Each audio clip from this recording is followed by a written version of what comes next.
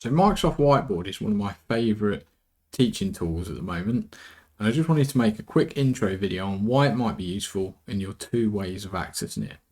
So number one, if you're in any browser, if you go to whiteboard.office.com, it might ask you to log in with some Microsoft credentials, and then you're on the web version of Whiteboard. Now, there used to be a huge difference between the web version and the local version, but Microsoft have narrowed that gap by massively improving the web version. However, there is a full app version, and when I switch to it now, the only difference you're going to notice is this bar at the top. So this is currently Microsoft Edge, so you can see my bookmarks and toolbars. But when I swap to the full app, you can see the only difference is that you've got a little bit more retail space because it's a little bit simplified because it's in its own app.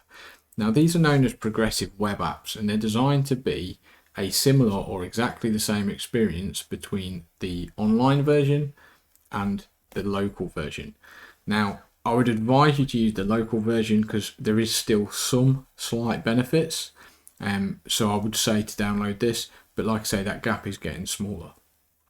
So when you're in here, if we go to a whiteboard, you've effectively got a competitor to the traditional whiteboard you've got in your classroom. And now we all know how attached teachers are to their whiteboard.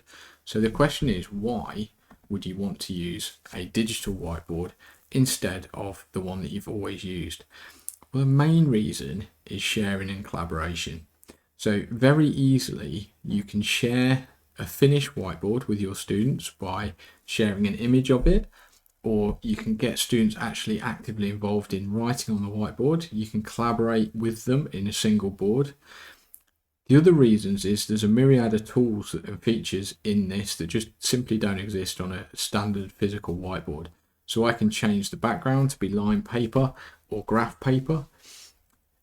I can use lots of different coloured pens without losing them. There's loads of pens, there's rulers, I can add shapes. There's all sorts of things that I'm going to show you in different videos.